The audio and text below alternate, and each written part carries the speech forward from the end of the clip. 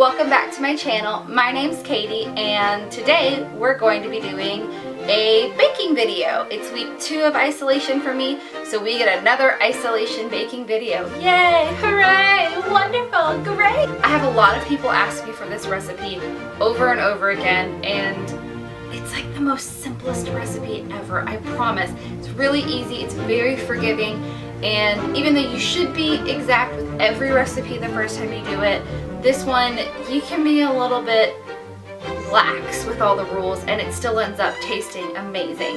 And if it all like turns into one big cookie cake, then you got a cake. It's all good. They're delicious and semi-nutritious. Don't quote me on that.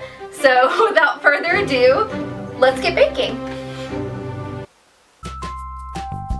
You will need 3/4 of a cup of brown sugar, packed, and 3/4 of a cup of granulated sugar.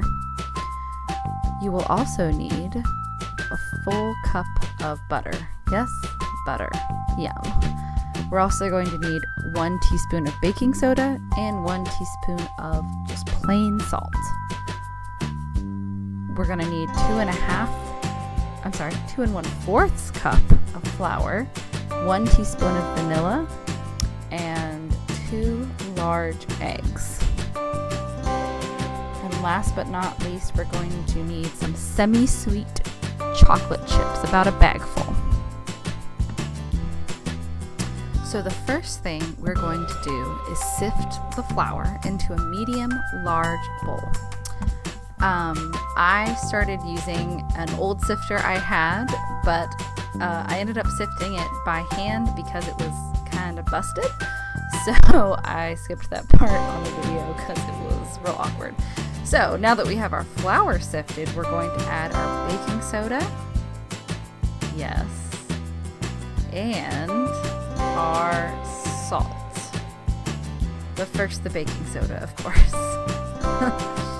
There goes 1 teaspoon of baking soda. Delicious. And now we're going to add our salt. You can use kosher salt. I tend to only use it when I'm cooking, not when I'm baking, but that's just because I like the pour out that Morton's has. And you're gonna have a teaspoon of the salt as well. So 1 teaspoon baking soda, 1 teaspoon salt, and then you're gonna wanna whisk all of those together just lightly. You don't wanna beat the gluten out of it, you know? Okay, so now that we're done with our dry ingredients, we're going to move on to our wet ingredients. The first thing we're going to do is cream the butter and sugar together.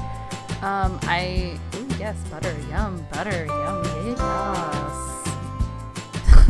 yes. I didn't have my electric mixer with me, so I was going to do it by hand with a whisk, which has worked in the past, but I didn't realize how flimsy and bendy this plastic whisk was.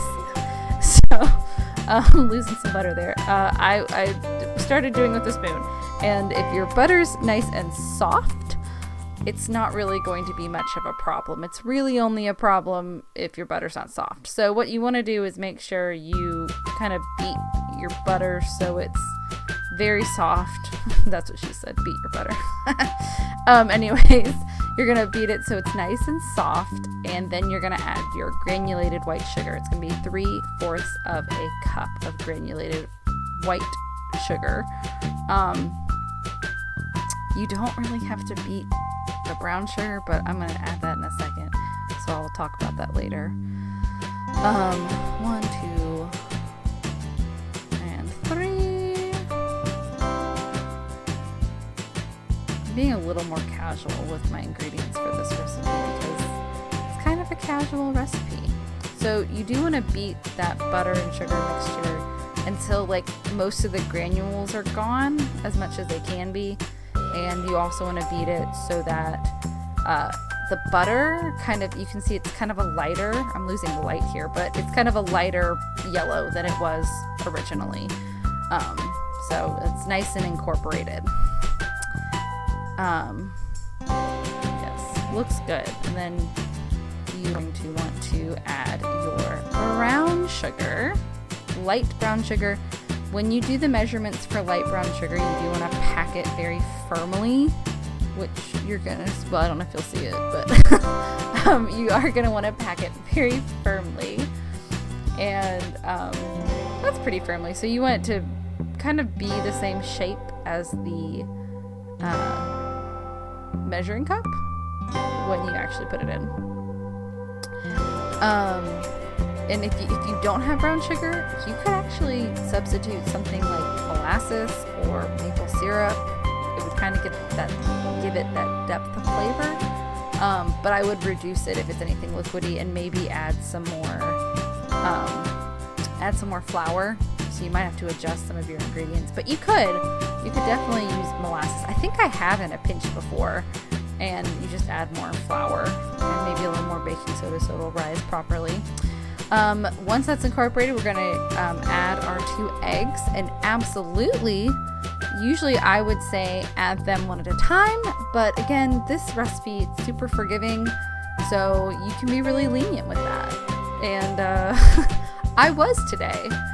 Sometimes you just don't have time to do one at a time, you know? I would suggest using a whisk, because once you add the eggs, it's a lot wetter and it's easier to mix. The next thing we're going to add is our pure vanilla extract. Do not waste your time buying vanilla pods, because it's just too expensive for chocolate chip cookies. Okay, so here is when I fail. Yep, there I went. Epic fail of a pour. I was looking at the camera and not looking at the spoon. Oops. But it's fine, you know, it's just for flavor, so it's okay. It's fine.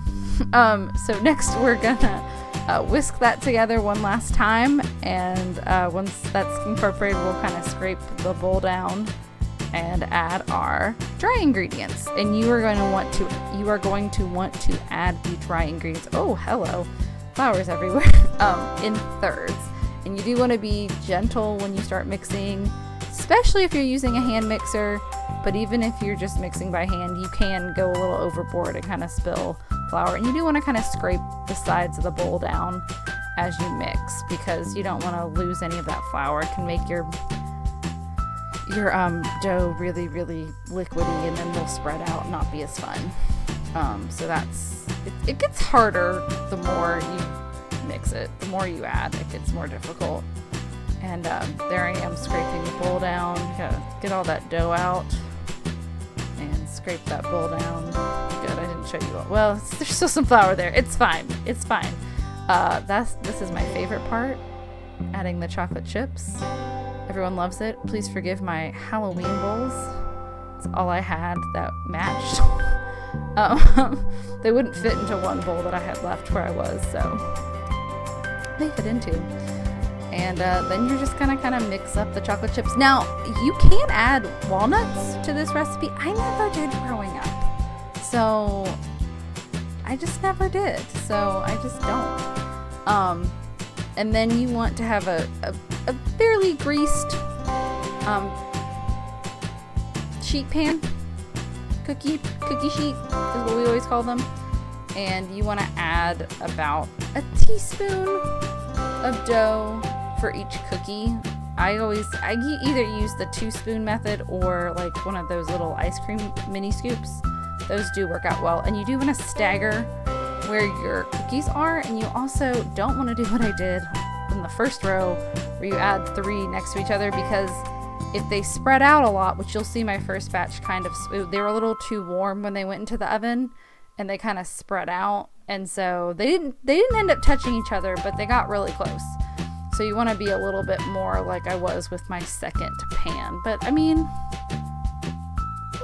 it looks good. This pan, oh no, is that the same one? That's the same one. I thought that was the new one. Obviously I didn't pay attention. Here we go. This one looks a lot better.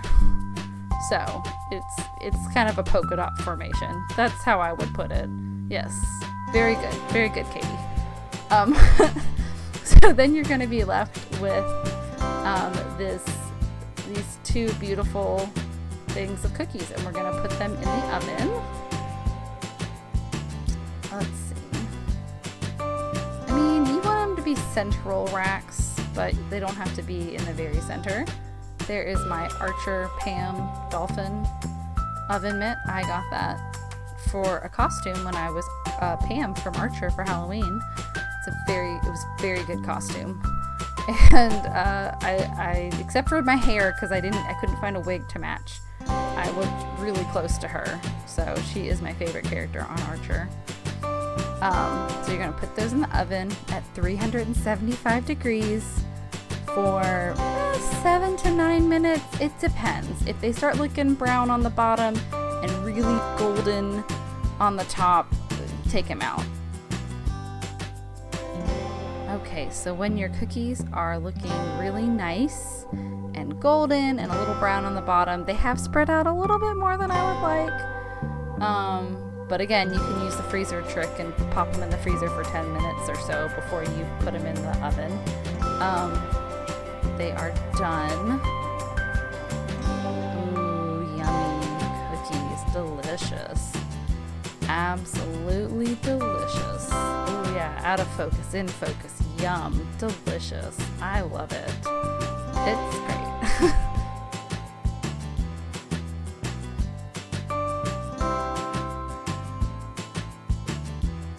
Thank you so much for watching my video. I hope that you enjoyed it. Please, if you did enjoy it, leave a like and subscribe to my channel. I will have more content for you coming soon. Whoa, hold up. Did you think this video was over? No. This is a little PSA called Wash Your Hands, people. We all need to wash our hands and do the best we can to stop this pandemic.